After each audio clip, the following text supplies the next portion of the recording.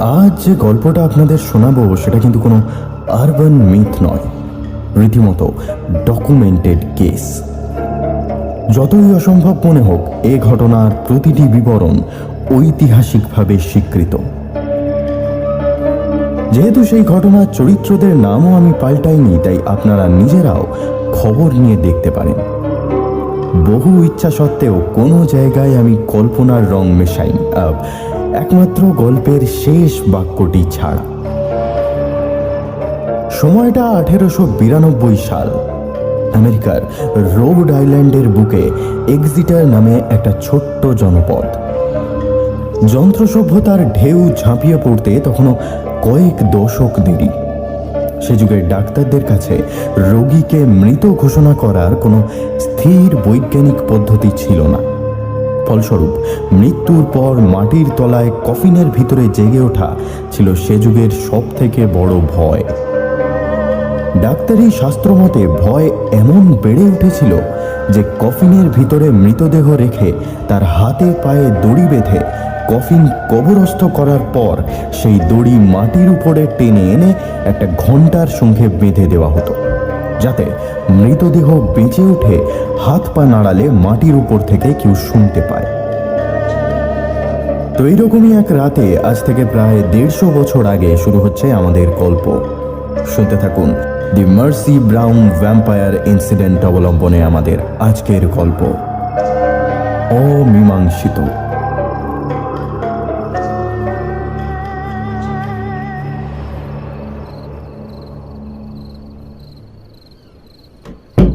Funeral সেরে ফিরে আর দাঁড়াতে পারলেন না ডাক্তার মরিস।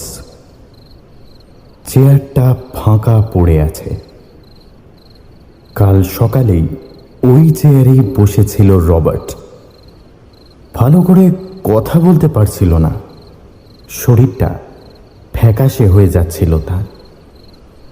মরিস চেষ্টা করেছিলেন তার রোগ নির্ণয় করতে, কিন্তু কিছুতেই এমন ফ্যাকাশে হয়ে যাওয়ার কারণ উদ্ধার করতে পারেননি। পরীক্ষা করতে গিয়ে একটা কথা বারবার মনে হয়েছে, কেউ যেন একটা অদৃশ্য সিরিঞ্জ দিয়ে টেনে বার করে নিচ্ছে রবার্টের রক্ত দিনের পর দিন। আর কিছুদিন গেলেই তার শরীর একেবারে রক্ত শূন্য হয়ে পড়বে, অথচ সিরিঞ্জের কোনো দাগ নেই, বা থাকলেও সেটা ডাক্তার মরিসের চোখে পড়েনি। আজ রাতে রবার্ট মারা গেছে। তার ফিউনারেলে ডাক্তার নিজে গিয়েছিলেন। মরার আগে নাকি রক্ত বমি করছিল রবার্ট, শ্বাস আটকে যাচ্ছিল বারবার, শরীরটা শুকিয়ে দড়ির মতো পাকিয়ে গেছিল। সকাল থেকেই হুঁশ ছিল না। সন্ধে নাগাদ নাগাড়ে রক্ত বমি করার পর শরীর নেতিয়ে পড়ে। চেয়ারের দিক থেকে মুখ ফিরিয়ে নিলেন ডাক্তার। রবার্ট একা নয়। গত 6 মাসে ডাক্তার মরিসের জানাশোনার মধ্যে অন্তত 20 জন ঠিক এইভাবেই মারা গেছে। রোগের সমস্ত লক্ষণ একই, একটু একটু করে রক্ত শূন্য হয়ে শরীর শুকিয়ে যাওয়া। কোনো কারণ নেই, কোনো ওষুধ নেই, শুধু দূর থেকে দাঁড়িয়ে একটা মানুষকে মৃত্যুর কোলে ঢলে পড়তে দেখা ছাড়া উপায় নেই কিছু। লোকজনের মুখে মুখে রোগটার একটা নাম রটেছে, কনজামশন, যার বাংলা করলে দাঁড়ায় ভক্ষণ। রোগীর শরীরটা 3 দিন যেন খেয়ে নিচ্ছে কেউ। তবে এসব নিয়ে চিন্তা হচ্ছে না ডাক্তারের। পৃথিবীতে এমন অনেক রোগ আছে যার কারণ এখনো অজানা। হয়তো কিছুদিন পরে তার রহস্য উদ্ঘাটিত হবে। কিন্তু রবার্টের সৎকার সেরে ফেরার পথে একটা খবর কানে এসেছে তার, সেটাই ভাবিয়ে তুলেছে। ডাক্তারের চিন্তাভাবনায় বাধা পড়ল। দরজায় কড়া নাড়ছে কেউ। অন্ধকারের মধ্যেই টেবিলে রাখা টাইম পিসটায় সময় দেখলেন মরিস। এত রাতে কে আসতে পারে? নতুন কোনো রোগী? না, তেমন হলে আজ রাতেই ভাগিয়ে দেবেন। রোগের কাছে আপাতত নতি স্বীকার করা ছাড়া অন্য উপায় নেই। এখন যেতে পারবো না, আপনি যেই হন চলে যান। ওপাশ থেকে টোকার শব্দ থেমে গেল, বদলে একটা ভারী গলার স্বর ভেসে এলো। আমি রোগী নই ডাক্তার মরিস, আপনার দরকারই এসেছি। খটকা লাগলো মরিসের। এত রাতে খামোকা একটা লোক তার দরকার মেটাতে তারই দরজায় হানা দেবে কেন? 7-5 না ভেবে উঠে পড়লেন মরিস। তারপর এগিয়ে গিয়ে চেম্বারের দরজাটা খুলে দিলেন। দরজার বাইরে একটা ছোট হ্যারিকেন জ্বলছিল। তার আলোয় দেখতে পেলেন ভারী চেহারার একটা লোক দাঁড়িয়ে আছে সেখানে। মুখে বেশ কয়েকটা কাটা ছেঁড়া দাগ, গায়ে একটা পুরনো রংচটা ওভারকোট, বেশ উস্কো খুস্কো চেহারা। ডাক্তারকে দেখে লোকটা একটা হাত তুলে কিছু বোঝানোর চেষ্টা করল, তারপর হাত নামিয়ে নিয়ে বলল, এক গ্লাস জল দেবেন, আমার খুব জল তেষ্টা পেয়েছে। দরজা ছেড়ে ভিতরে ঢুকে এলেন মরিস। তারপর কুঁজো থেকে গড়িয়ে মাটির বাটিতে খানিকটা জল রাখলেন টেবিলে। লোকটা এতক্ষণে চেয়ারে এসে বসে পড়েছে। পিছনের দরজাটা আঁটসাঁট করে বন্ধ। জলটা এক নিঃশ্বাসেই গলায় ঢেলে নিল সে। তারপর উজ্জ্বল দুটো চোখ তুলে তাকালো ডাক্তারের দিকে। ক্লান্ত ধরা গলায় বলল, ইভান, আমার নাম ইভান লক। নামটা আগে শোনেননি ডাক্তার। তিনি মুখ দিয়ে একটা শব্দ করে উল্টো দিকে চেয়ারটা এসে বসে পড়লেন। ঘরের এক কোণে একটা টিমটিমি আলো। লোকটা ঘরে ঢোকার পর ভিতরের অন্ধকার একটু ফিকে হয়েছে। আমি কদিন আগেই আপনার সঙ্গে যোগাযোগ করব ভেবেছিলাম, কিন্তু সাহস হয়নি। একটু থেমে দম নিয়ে লোকটা আবার বলল, সত্যি কথা বলতে কি, আজকের আগে এ কথাগুলো আপনাকে বললে আপনি আমাকে শোনা মাত্র হয়তো তাড়িয়ে দিতেন। কি কথা? তেমন আগ্রহ দেখালেন না মরিস। বলছি, সেসব বলতেই তো আশা। ইভান একবার মুখ ঘুরিয়ে চারপাশটা দেখে নিল, তারপর গলা নামিয়ে বলল, কনজামশনের ব্যাপারে আপনি এখনো কিছু ধারণা করতে পারেননি, তাই তো? মরিস একটু অস্বস্তি বোধ করলেন। এই কনজামশন নামটা নিয়েও আপত্তি ছিল তার, কিন্তু ব্যাপারটা নিয়ে কুসংস্কার এত বেশি রটেছে যে নামটা একেবারে মড়কের মতো ছড়িয়ে পড়েছে চারিদিকে। একটু ভেবেচিন্তে বললেন, আমার হাতে আর ক্ষমতা কতটুকু বলুন? হতে পারে এটা কোনো নতুন ধরনের রোগ। এখনো ওষুধ আমাদের হাতে নেই, কয়েক বছরের মধ্যেই হয়তো হবে না, ওষুধ কিচ্ছু আবিষ্কার হবে না। আর এই রোগটাও নতুন কিছু নয়, কয়েক সহস্র বছর ধরেই বেঁচে আছে এরা। এরা? জিজ্ঞাসু চোখে ইভেনের দিকে তাকালেন মরিস। টেবিলের উপরে ঝুঁকে পড়ে আরো খানিকটা এগিয়ে এলো ইভান। গড়গড়ে গলায় বলল, আজ রবার্টের মৃতদেহটা দেখার পরেও কি আপনার মনে হচ্ছে এটা কোনো সাধারণ রক্তের রোগ? আপনি তো অনেক দিন ধরে ডাক্তারি করছেন, অকারণে এমন রক্তশূন্য হয়ে যাওয়া আগে দেখেছেন কখনো? একটু পিছিয়ে এসে মাথা নামিয়ে নিলেন মরিস। আমি দেখেছি, একবার নয়, আমার এই 44 বছরের জীবনে বেশ কয়েকবার। আর প্রতিবারই কারোর না কারোর বাধায় আমি সফল হতে পারিনি, কিন্তু এবার সব প্রমাণ আমি পেয়েছি। এবার আর সে পালাতে পারবে না, কার কথা বলছেন? কে পালাবে? কথাটার আর উত্তর দিল না ইভান। একটু পিছিয়ে গিয়ে বলল, রবার্টের সৎকার সেরে ফেরার পথে জর্জ ব্রাউন আপনাকে জরুরি তলব করে তার বাড়িতে ধরে নিয়ে যায়। সেখানে গিয়ে ঠিক কি দেখেন আপনি? এবার ডাক্তার একটু রেগে যান, কড়া গলায় বলেন, আপনি আমাকে ফলো করছিলেন নাকি? আগে হ্যাঁ, প্রায় সপ্তাহখানেক হলো করছি। তবে আপনার তাতে লাভই হয়েছে। না, আপনি কি বলছেন আমি কিছুই বুঝতে পারছি না।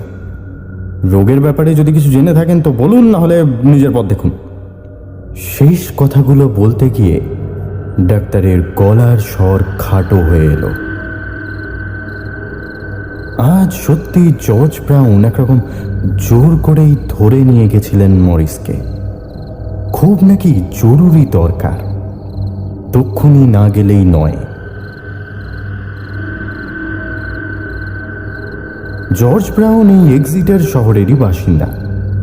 মরিসের সঙ্গে বহু দিনের খাতির। ব্রাউন পরিবারের চিকিৎসক হিসেবে আগেও গেছেন মরিস। এই পরিবারটির এখানে বেশ নাম ডাক আছে। জর্জ ব্রাউন নির্বিবাদী লোক, কিন্তু সেখানে গিয়ে ঠিক কি দেখেছেন সেটাও কি জানে ইভান? ব্রাউন পরিবারের বড় ছেলে এডউইনকেও রোগে ধরেছে। তার শরীর থেকেও রক্ত শুষে নিচ্ছে কেউ, তাই তো? ফ্যাঁস ফ্যাঁসে স্বরে কথাগুলো বলল ইভান। মরিসের মুখ ঝুলে এলো। এ কথাটা পরিবারের লোক আর ডাক্তার ছাড়া আর কারও জানার কথা নয়। এখনো রোগের তেমন লক্ষণ ধরা পড়েনি। এডুইনের ওজন 1 সপ্তাহ আগে ছিল 70-এর কাছাকাছি, এখন সেটা এসে দাঁড়িয়েছে 58-তে। এর মধ্যে কয়েকবার কাশতে গিয়ে মুখ দিয়ে রক্ত এসেছে তার।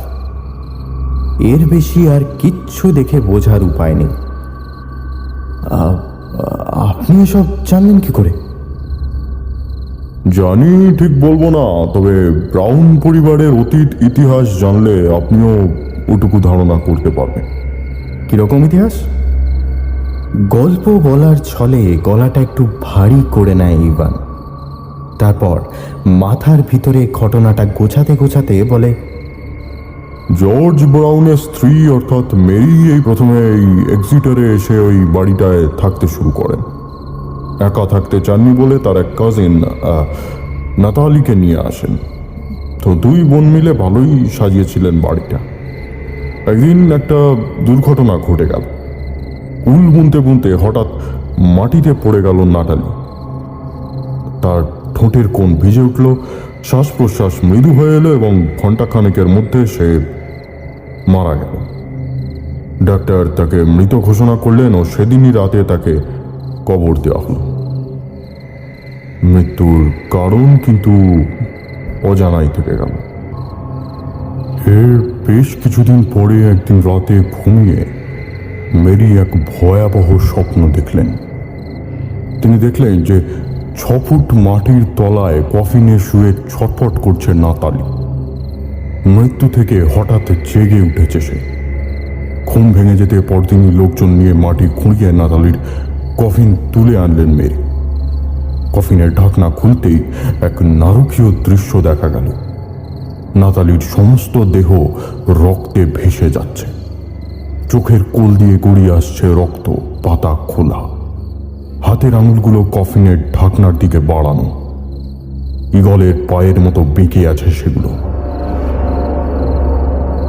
বোঝা যায় সেদিন মারা যায়নি নাতালি, অথচ ডাক্তার তাকে মৃত ঘোষণা করেছিল।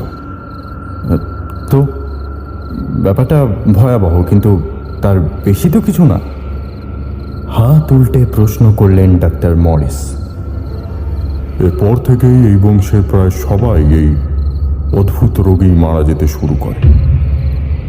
কয়েক বছর পর 1883-তে মেরি 3 ছেলে মেয়েকে রেখে মুখে রক্ত উঠে মারা যান। 2 বছর পর বড় মেয়ে মেরি অলিভ এবং হালে এই 2 মাস আগে অর্থাৎ জানুয়ারিতে মারা যায় ছোট মেয়ে মার্সি ব্রাউন। চেয়ার ছেড়ে এবার উঠে পড়ে ইভান। তারপর একইভাবে বলে যেতে থাকে, আচ্ছা, এই এডুইনের সদ্যমৃত বোন মার্সি, তাকে চিনতেন আপনি? দুপাশে মাথা নাড়েন ডাক্তার। চেনা টেনা তো দূরের কথা, তাকে 12 দিনের বেশি দেখিওনি আমি। কেন? সে খুব একটা বাইরে বেরোতো না, বাড়িরই একটা ঘরে বন্দি হয়ে থাকতো। জানুয়ারিতেই তো মারা গেল মেয়েটি। এখন মার্চ, তাহলে কত মাস হলো? ডাক্তারের দিকে ঘুরে প্রশ্নটা করেছে ইভান। একটু ইতস্তত করে ডাক্তার বললেন, 2 মাস। আর এই রোগটা কবে থেকে শুরু হয়েছে? উত্তরটা দিতে গিয়েও একটু থমকালেন ডাক্তার। মুখের সামনে একবার হাত চালিয়ে নিয়ে বললেন, তোর এই রোগের সাথে তার কি সম্পর্ক? মার্সি ব্রাউন ঠিক কিভাবে মারা গেছিল জানেন আপনি? না। অথচ আপনার জানার কথা। এখানে ডাক্তারদের মধ্যে আপনারই হজ্জস আছে বেশি। তাছাড়া ব্রাউন পরিবারের সঙ্গে আপনার সম্পর্ক ভালো। মার্সি ব্রাউন যদি স্বাভাবিক কোনো রোগে ভুগে মারা যেত তাহলে আপনারই আগে তলব হওয়া উচিত ছিল না? এই কথাটা আগেও ডাক্তারের মাথায় এসেছিল। মেয়েটা মারা যাওয়ার সময় একবারও খবর দেওয়া হয়নি তাকে। এমনকি রাতারাতি তাকে সমাধিস্থ করা হয়। পরিবারের ভিতরের লোক ও একজন প্রিস্ট ছাড়া কাউকে মৃতদেহ সৎকারের ব্যাপারে প্রথমে কিচ্ছু জানানো হয়নি। এমনকি আলাদা করে মাটির তলায় কবর দেওয়া হয়নি তাকে। কবরস্থানে লাগোয়া একটা ছোট 8চালা পারিবারিক সমাধি ঘরে একটা ছোট ক্রিপ্টের মধ্যে সমাধিস্থ করা হয় তাকে। তারপর সেই ঘরের দরজা সিল করে দেওয়া হয়। সেটা ওদের ব্যক্তিগত ব্যাপার, আমার তাতে কি বলার থাকতে পারে? না, বলার কিছুই নেই, কিন্তু একটু ভেবে দেখুন আমাদের হাতে কি থাকলো তাহলে। একটা বছর 22-এর মেয়ে যাকে আশপাশের লোকজনের সাথে মিশতে এমনকি বাড়ি থেকে বেরোতে দেওয়া হয় না, সে কিছু একটা কারণে বিছানায় শুয়েই মারা যায়, যদিও শুশ্রূষার জন্য কোনো ডাক্তারকে ডাকা হয় না। এবং তাকে সমাধিস্থ করার পর থেকেই এলাকায় এক অচেনা রোগের মড়ক লাগে। কেউ যেন একটু একটু করে সবার রক্ত শুষে মেরে ফেলছে। সব কিছু গিয়ে কোথাও একটা মিলে যাচ্ছে না? বিরক্ত হন ডাক্তার। এইসব আজগুবি কথা শোনাবার জন্য তাহলে উপস্থিত হয়েছে লোকটা। ওহ, তার মানে আপনি বলছেন মার্সি ব্রাউন ভ্যাম্পায়ার হয়ে গ্রামের লোকজনের এমনকি তার ভাইয়ের রক্ত চুষে বেড়াচ্ছে? আগে না, ভ্যাম্পায়ার নয়, আনডেড। ব্রাউন পরিবারের কোনো কোনো সদস্য মৃত্যুর পরেও বিশেষ ক্ষমতায় জেগে উঠতে পারে। কফিনের মধ্যে তাদের বেঁচে থাকতে গেলে জীবিত মানুষের রক্তের দরকার পড়ে। যার শরীরের দিকে তার দৃষ্টি পড়ে সে একটু একটু করে রক্ত বমি করতে শুরু করে। আমার মনে হয় কফিনের ভিতরে জেগে উঠে একটু একটু করে এডুইনের রক্ত শুষে নিচ্ছে তার 2 মাস আগে মৃত বোন মার্সি ব্রাউন। মরিস একটা ব্যঙ্গাত্মক হাসি হাসলেন, বললেন, এর থেকে ভ্যাম্পায়ারের ব্যাপারটা বোঝানো আরেকটু সহজ হতো। আপনি আমার কথাটা বুঝতে পারছেন না ডাক্তারবাবু। আমি কিছু ঘোষণা করতে বা আপনাকে কিছু বোঝাতে আসিনি। কয়েকটা অমীমাংসিত প্রশ্ন ঘোঁট পাকিয়ে আমার মনে একটা সন্দেহ সৃষ্টি করেছে। আপনি বিজ্ঞান পড়া শিক্ষিত মানুষ, এসব কথা মাথায় এলে সেগুলোকে পাত্তা দেওয়ার লোক আপনি নন। তবে আমার মনে হয় মার্সি ব্রাউনের মৃত্যু হয়নি। তার শরীর ক্রিপ্টের ভিতর ঢুকেছে ঠিকই, কিন্তু সে এখনো জীবিত, এবং তার জীবিত থাকার জন্য চাই রক্ত। আপনি কার কংসলের নাম শুনেছেন? সেটা কি? কার কংসলের কথা সাধারণত প্রাচীন কিছু পৌরাণিক বইতে পাওয়া যায়, অনেকটা ওয়্যারউলফ জাতীয়। মৃত্যুর পরেও এরা মৃতদেহকে জাগিয়ে। হ্যাঁ, আপনি কোনো তান্ত্রিকের সাথে দেখা করুন, আমি আপনার এইসব ফালতু কথায় বিশ্বাস করছি না। আমি আপনাকে বলছি না বিশ্বাস করতে। গলাটা আরো শান্ত করে ইভান। আমি শুধু একবার খতিয়ে দেখতে বলছি। যদি সত্যি তেমন কিছু না থাকে আমি আমি এই এই এলাকা ছেড়ে চলে যাব। আপনার যা খুশি আপনি তারপর করতে পারেন। কি খতিয়ে দেখার কথা বলছেন আপনি? মার্সি ব্রাউনের দেহ। হিস হিসে গলায় বলে ইভান। প্রায় 2 মাস হলো তার মৃত্যু হয়েছে। এতদিনে পচন ধরে যাওয়ার কথা। আমরা তার সমাধিতে ঢুকে তার মৃতদেহ পরীক্ষা করে দেখব। যদি দেখা যায় আর 5টা স্বাভাবিক মৃতদেহের সাথে তার কোনো তফাৎ নেই, তাহলে বোঝা যাবে এই রোগটা আর 5টা স্বাভাবিক রোগের মতোই।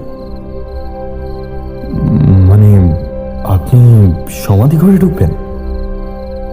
শুধু আমি নয়, আপনিও। আমি? ডাক্তার তোতলাতে লাগলেন। আমি কি করতে পারি এখানে?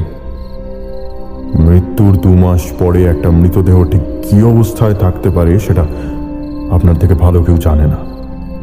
দেহ পরীক্ষা করে আপনি যদি বলেন তাতে অস্বাভাবিক কিচ্ছু নেই, তাহলে আমি সেটা মেনে নিতে বাধ্য থাকবো। না না, এসব ছেলে মানুষই আমার পক্ষে সম্ভব নয়। কেন সম্ভব নয়? ভেবে দেখুন, এডুইন ব্রাউনের জীবন বাঁচানোর ভার আপনার উপরে দেওয়া হয়েছে। যে কোনো মূল্যে তাকে সারিয়ে তুলতেই হবে আপনাকে। এই অবস্থায় আপনার কিচ্ছু করার নেই, কারণ কোনো ওষুধ নেই আপনার কাছে। হাত গুটিয়ে নেওয়া ছাড়া কোনো উপায় নেই। বিজ্ঞান কি বলে? পরীক্ষা ছাড়া কোনো ধারণাকে আঁকড়ে না ধরতে। চলুন চলুন না, একটা পরীক্ষা করে দেখা যাক। কয়েক সেকেন্ড সময় নিয়ে ভাবলেন মরিস। তার কপালে বিন্দু বিন্দু ঘাম জমে উঠেছে। মুখের উপর কয়েকটা জটিল দুর্বোধ্য রেখা ফুটে উঠছে একটু একটু করে। ধীরে ধীরে বললেন, কিন্তু সমাধি ঘরের দরজা তো সিল করা, তাছাড়া সেটা খুলতে গেলে। ওটা নিয়ে কোনো চিন্তা নেই। আমি যে সমাধি ঘরের ভিতরে ঢুকবো সে কথা জর্জ ব্রাউনকে জানিয়ে তার থেকে সম্মতি নিয়েই আপনার কাছে এসেছি। ছেলের কথা ভেবে উনি আপত্তি করেননি।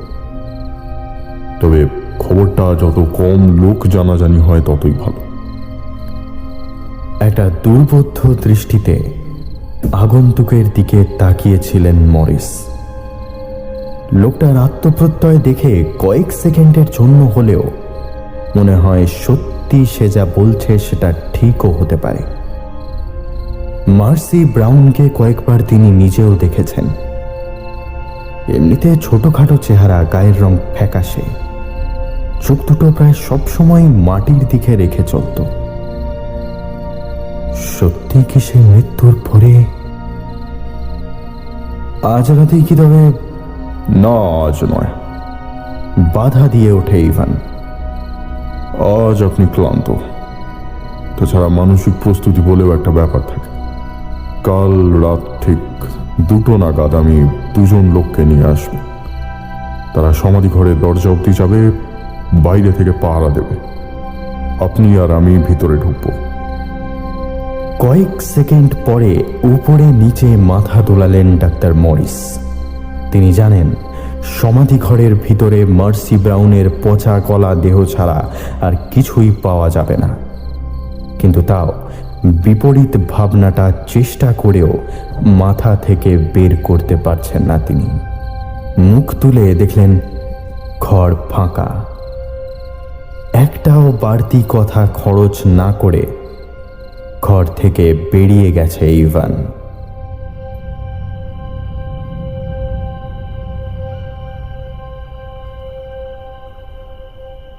হাতের ব্যাগটা মাটির উপর রেখে ঘাস জমির উপরে সোজা হয়ে দাঁড়ালেন ডাক্তার মরিস।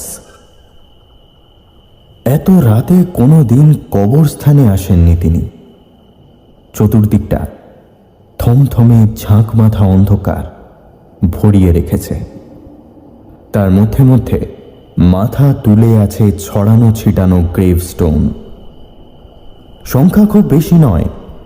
সেগুলোর মাঝখান দিয়ে সোজাসুজি এগিয়ে গেলে কবরস্থানের একদম শেষ প্রান্তে একটা কুঁড়ে ঘরের মতো ব্রাউন পরিবারের সমাধি ঘর।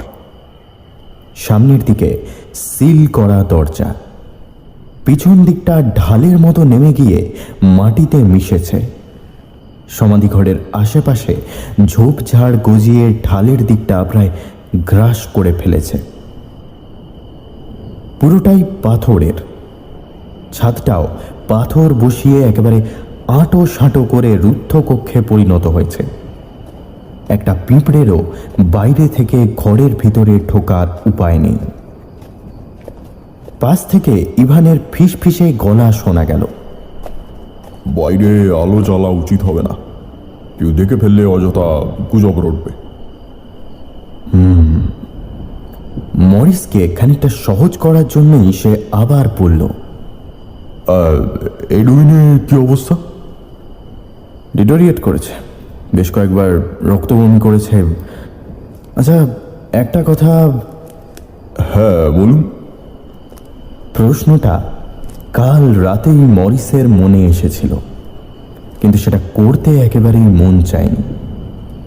এখন একটা অনর্থক কৌতূহলের বশেই করে ফেললেন প্রশ্নটা। যদি সত্যি তেমন কিছু, মানে আপনি যা বলছেন সেটাই যদি ঘটে, তাহলে মানে তাকে কাবু করার কোনো পদ্ধতি আছে আপনার কাছে? অন্ধকারেও একটা সরু হাসি ফুটে ওঠে ইভানের মুখে। হাতের একটা বাক্সের দিকে দেখিয়ে সে বলে, আমি নিরস্ত্র হয়ে এখানে আসিনি ডাক্তারবাবু, আসুন। ঘাস জমির উপর দিয়ে এগিয়ে সমাধি ঘরের সামনে গিয়ে দাঁড়ায় দুজন। সিল করা দরজার দুপাশে দুজন দশাশয়ী চেহারার লোককে চোখে পড়ে। এদেরকে চিনতে পারেন মরিস, এরা জর্জ ব্রাউনের কর্মচারী। ইভানের উপরে পুরোপুরি ভরসা করতে পারেননি বলেই হয়তো নিজের লোক পাঠিয়েছেন। দুজনকে দেখে লোকগুলোর মধ্যে থেকে একজন দরজাটার সামনে এসে দাঁড়ালো। ইভান চোখের ইশারা করতে মাটি থেকে কিছু একটা যন্ত্র তুলে নিল সে। দরজাটা মার্বেল পাথরের, তার সামনে একটা আয়রনের মোটা পাত দিয়ে সিল করা আছে। যন্ত্রটা সেই পাতের খাঁজে ঢুকিয়ে বেশ জোরে চাড় দিল লোকটা। মচমচ করে আওয়াজ হলো। অধীর আগ্রহে অপেক্ষা করতে লাগলেন ডাক্তার। ইভানের মুখ দেখে তার ভিতরে কি চলছে বোঝার উপায় নেই। তার নিজের বুকটা কেঁপে উঠছে বারবার। পচা গলা দেহ তিনি আগেও দেখেছেন, কিন্তু আজ মনটা একেবারেই ভালো লাগছে না তার।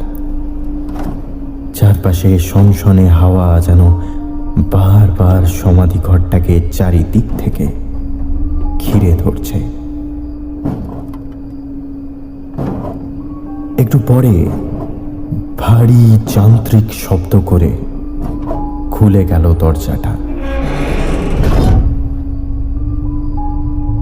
ভিতরের অন্ধকার কিন্তু থমকে দাঁড়িয়ে রইল। 2 মাস পর আজ গভীর রাতে সেও যেন মৃতদেহ বুকে জড়িয়ে ঘুমিয়ে রয়েছে। ঘুম ভাঙেনি তার। ইভান ডাক্তারের দিকে না তাকিয়েই বলল, আসুন। হাতে ধরা হ্যারিকেনের আলোটা বাড়িয়ে দরজার দিকে এগিয়ে গেল ইভান। দরজাটা বেশ ছোটখাটো, 3.5 ফুটের বেশি হবে না সেটা। অর্থাৎ ঢুকতে গেলে প্রায় হামাগুড়ি দিয়ে ঢুকতে হয়। ইভান বুকে হেঁটেই অন্ধকারের ভিতরে ঢুকে পড়ল। হ্যারিকেনের আলো ভিতরে পড়তে বাইরে থেকে ভিতরের দেওয়ালের বেশ খানিকটা চোখে পড়ল। একটা ভাঙা ক্রিপ্টের কোণের অংশটাও দেখা যায়। সেই সঙ্গে নাকে আসে একটা ক্ষীণ বিশ্রী গন্ধ। লোক দুটো দরজার দুপাশে সরে দাঁড়িয়েছে। মরিস নিচু হয়ে দরজা দিয়ে ভিতরে ঢুকে এলেন। ভিতরে ঢুকতে গন্ধটা এক ধাক্কায় অনেকটা বেড়ে উঠল। ঘরের দুপাশ জুড়ে অনেকগুলো লম্বা থাক করা আছে।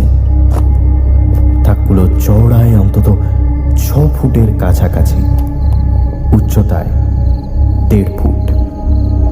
মরিস জানেন এর ভিতরে রাখা থাকে কফিনগুলো, তার ভিতরে থাকে মৃতদেহ। কোনো বড় পরিবারের সদস্য মারা গেলে তাকে মাটির নিচে কবর না দিয়ে পরিবারের সব সদস্যকে এইভাবে একটা ঘরের ভিতরে রাখা হয়। একেই বলে সমাধি ঘর। মার্সি ব্রাউনের কফিনটা সম্ভবত উপরের দিকে আছে। আর বেশি দিন তো মারা যায়নি। কথাটা বলে ডান দিকের উপরের ক্রিপ্টার উপরে আলো ফেলল ইভান। সেদিকে এগিয়ে গিয়ে ক্রিপ্টের গায়ে কিছু একটা দেখার চেষ্টা করল। ঘরটা ছোট, তাও ইভানের কথা হালকা প্রতিধ্বনিত হচ্ছে। সমস্ত ঘরটা জুড়ে সামান্য ধুলোর নড়াচড়াতেও গম গম শব্দ উঠছে। না, এটা না। ক্রিপ্টের গায়ে শ্বেত পাথরে লেখা নামটা দেখে বলল ইভান, মেরি অর্থাৎ মার্সির মায়ের ক্রিপ্টেরা। তার নিচেরটা মার্সির বোন অলিভের। এদিকটা আসুন। এবারে বাঁদিকের উপরের ক্রিপ্টের কাছাকাছি হ্যারিকেনটা তুলে ধরল ইভান। সঙ্গে সঙ্গে একটা মিহি হাসি ফুটে উঠল তার মুখে। মার্সি ব্রাউন, মৃত্যু 17 জানুয়ারি 1892, এজড 19 ইয়ার্স। কি ডাক্তার, ভয় করছে নাকি? চাপা গলায় মরিস বললেন, যা করার তাড়াতাড়ি করুন, আমার আর ভালো লাগছে না। বেশ, এটাকে নিচে নামাতে হবে। খুব একটা ভারী হবে না। 19 বছরের একটা মেয়ে, কত আর ওজন? পাথরের ক্রিপ্টের ওজন কিন্তু কম নয়। ভিতরে মাহগনি কাঠের কফিন। কোনো রকমের ধরাধরি করে সেটা নিচে নামালো দুজনে। সমাধিঘরটা বন্ধ করার আগে এমন আটসাট করে বন্ধ করা হয়েছিল যে সামান্য ধুলো অব্দি জমেনি ক্রিপ্টের উপরে। পাথরের লিডটা সরিয়ে একবার হাত চালিয়ে নিল ইভান। তারপর একটা বড় সড়ো শ্বাস নিয়ে বলল, শুনুন, ঢাকনাটা সরিয়ে ফেলি। একটা গুমোট বাতাস বদ্ধ হয়ে আছে এক চিলতে সমাধি ঘরের মাঝে। এই অদ্ভুত দম বন্ধ করা নৈশব্দের মধ্যে ডাক্তারের মনে হলো তার হাত পা অবশ হয়ে আসছে। এর মধ্যেই ইভান ঝুঁকে পড়ে কসরত করে তুলে ফেলেছে ক্রিপ্টের ঢাকনাটা। হ্যারিকেনটা আপাতত মরিসের হাতে। সেটা তুলে ধরতে ভিতরের কাঠের কফিনটা চোখে পড়ল। এখনো তার উপরে চকচকে ভাবটা চোখে পড়ছে। 2 মাসে মাহগনি কাঠে তেমন বদল আসার কথা নয়। কফিনের চারপাশ জুড়ে একটা হালকা চাদর জড়ানো আছে। বেশ যত্ন নিয়ে সমাধিস্থ করা হয়েছিল মার্সি ব্রাউনকে, সেটা বোঝা যায়। আপনি তৈরি আছেন তো? হ্যারিকেনটা বাকি দুটো ক্রিপ্টের উপরে রেখে হাতের ছোট ব্রিফকেসটা তুলে ধরলেন ডাক্তার। সেদিক থেকে মুখ ফিরিয়ে 2 হাতে ধরে কাপড়টা সরিয়ে ফেলল ইভান।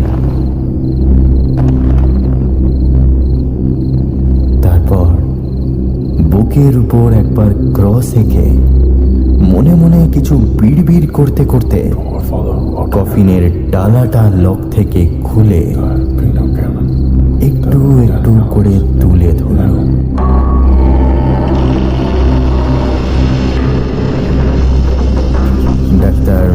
মরিসের পা কেঁপে উঠল কয়েকবার। ইভানের অজ্ঞাতে একটা ভয় এসে এতক্ষণে চেপে ধরেছে তাকে। 2 মাসের বাসি মৃতদেহ কফিন থেকে বের করলে যতটা পচা গলা দেহের গন্ধ আসার কথা, তার কিছুই আসছে না। তবে কি দেহ সরিয়ে নিয়েছে কেউ ইতিমধ্যে? কিন্তু কফিনটা তাহলে এত ভারী হলো কেন? ক্রিপ্টের উপর থেকে হ্যারিকেনটা নিয়ে একটু একটু করে খোলা ডালার সামনে ধরল ইভান।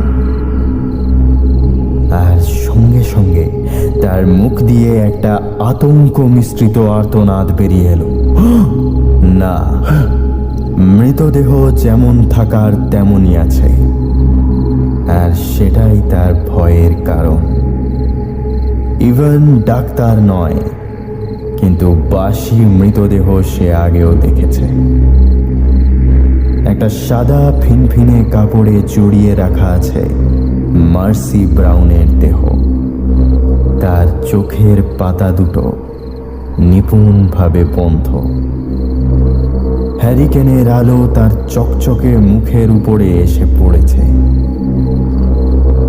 একবার দেখলে মনে হয় যেন এক্ষুনি জেগে উঠবে সে ঘুম থেকে। মৃত্যুর এতটুকু আঁচ লাগেনি সে মুখে। ডাক্তার! কাঁপা কাঁপা হাতে ডাক্তারের জামা খামচে ধরল ইভান। আমি বলেছিলাম।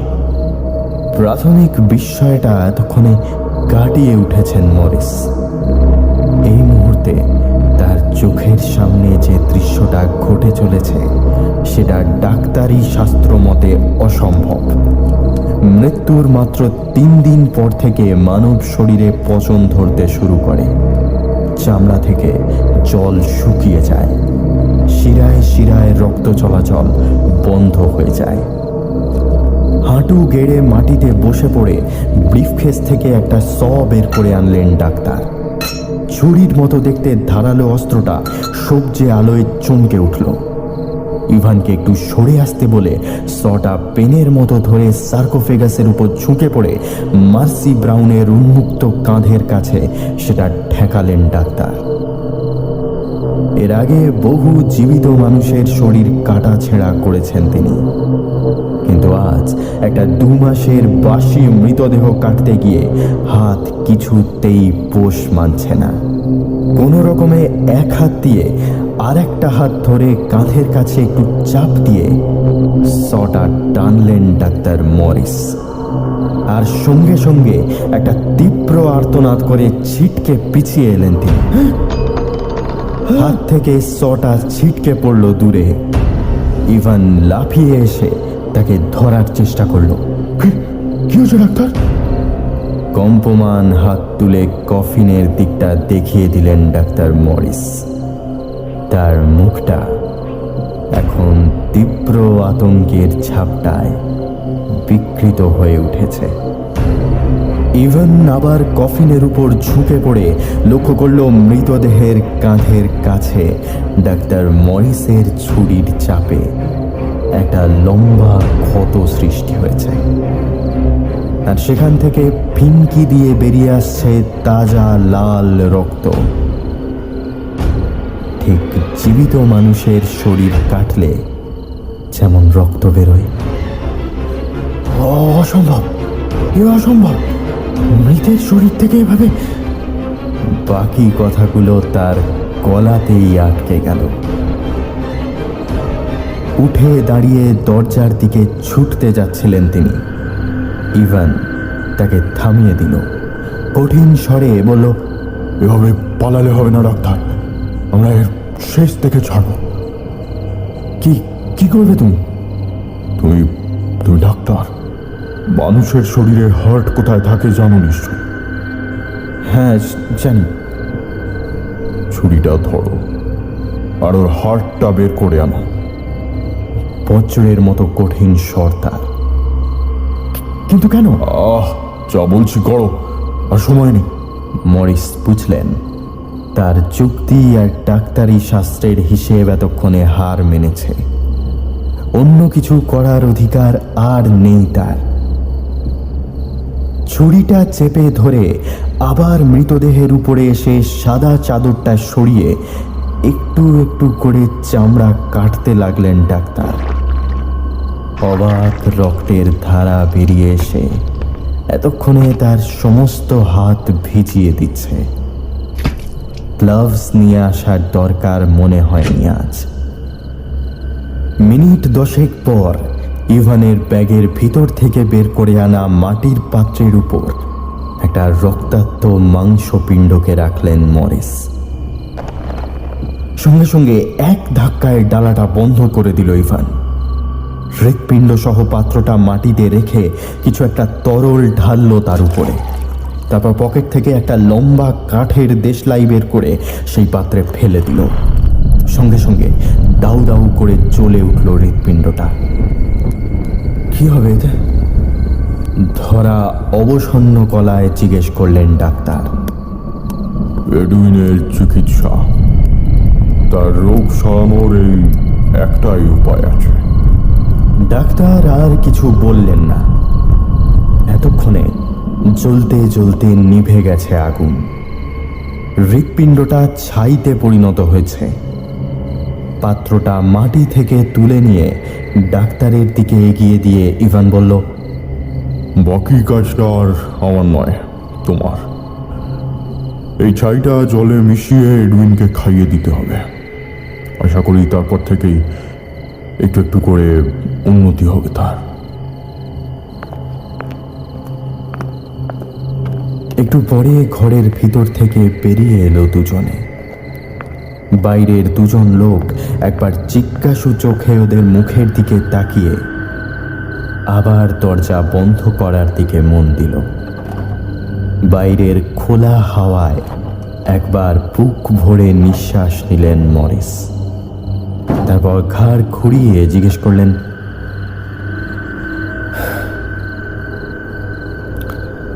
মৃতদেহটার কি হবে? একটু ভেবে ইভান বলল, আমার মনে হয় না ওটাকে এখানে রাখার ঠিক হবে। ওই বাইরে মাটির তলায় কবর দিলেই ভালো। দেখি জর্জকে বলে। আর কনজামশন? একটু হাসলো ইভান। ও রোগটা পৃথিবী থেকে বিদায় নেবে ডাক্তার, তোমার কেতাবি বিদ্যায় নয়, আমার তন্ত্রবিদ্যায়। সে তুমি স্বীকার করো আর নাই করো। সেদিন রাতে বাড়ি ফিরে আর দেরি করেননি ডাক্তার। ইভানের নির্দেশ মতো কিছু জড়িবুটির সঙ্গে মার্সি ব্রাউনের হৃৎপিণ্ড পোড়া ছাই ও জল মিশিয়ে খাইয়ে দেন এডউইনকে। তারপর নিশ্চিন্তে বাড়ি ফিরে আসেন। ইভানের কথায় আর অবিশ্বাস হয় না তার। জর্জ ব্রাউন ও মার্সির অবশিষ্ট মৃতদেহ সমাধিঘর থেকে সরিয়ে মাটির তলায় কবর দেন কিছুদিন পরে। সমাধিঘরটি আরও পাকাপোক্তভাবে চিরকালের জন্য সিল করে দেওয়া হয়।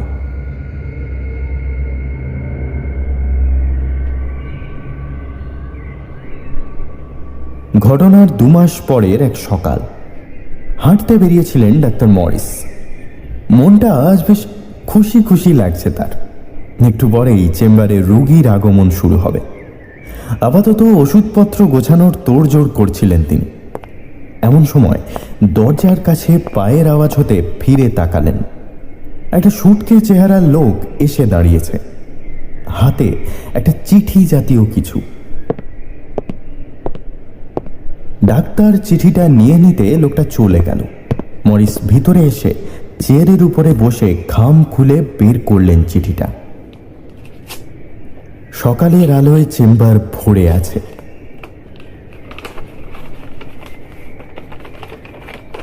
চিঠিটা পাঠিয়েছেন জর্জ ব্রাউন। কোনো সম্ভাষণ নেই, অল্প কয়েকটা কথা লেখা আছে তাতে। কথাগুলো পড়তেই ডাক্তারের হাত থেকে খসে পড়ল চিঠিটা। মুখের সমস্ত মাংসপেশি কুঁচকে গেল তার। আজ সকালে একইভাবে মুখ দিয়ে রক্ত উঠে মারা গেছে এডউইন। কিন্তু তা কি করে সম্ভব? মার্সি ব্রাউনের হৃৎপিণ্ড তো, তবে কি অন্য কেউ ওই সমাধি ঘরে বাকি ক্রিপ্টগুলোর মধ্যে?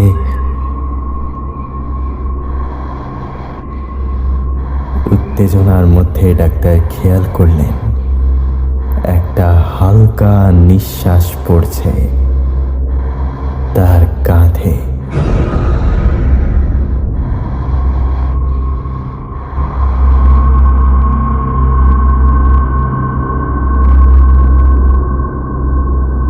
1882 নাগাদ রবার্ট কচ নামে এক বিজ্ঞানী গবাদি পশুদের মধ্যে এক বিশেষ রোগের টিকা আবিষ্কার করেন ও রোগের নামকরণ করেন। কিন্তু মানুষের শরীরেও একই রোগ হতে পারে তা তিনি বিশ্বাস করেননি। মার্সি ব্রাউন ভ্যাম্পায়ার ইনসিডেন্টের 14 বছর পর 1906 সালে অ্যালবার্ট ক্যালমেট ও ক্যামিল গুয়েরিন নামে দুজন বিজ্ঞানী গবাদি পশুর জীবাণু থেকেই এ রোগের টিকা আবিষ্কার করেন ও নাম দেন ব্যাসিলি ক্যালমেট গুয়েরিন ভ্যাকসিন বা BCG। ততদিন মারণ রোগ কনজামশন ইউরোপের প্রতি 4টি মৃত্যুর একটির কারণ হতো। John Keats, Jane Austen, Frederic Chopin থেকে শুরু করে কবি সুকান্ত ভট্টাচার্যের প্রাণ অকালে ছিনিয়ে নিয়েছে। হৃৎপিণ্ড পোড়া ছাই খেয়ে নয়, BCG ভ্যাকসিনই একটু একটু করে পৃথিবী থেকে সরিয়ে দেয় কনজামশন রোগকে, যার বর্তমান নাম টিউবারকিউলোসিস। তবে 1892 সালে রোড আইল্যান্ডের এক্সিটারের সমাধিঘরে মার্সি ব্রাউনের শরীর কেন 2 মাস পরেও জীবিত শরীরের মতো রয়ে গিয়েছিল তা আজও অমীমাংসিত রয়ে গেছে।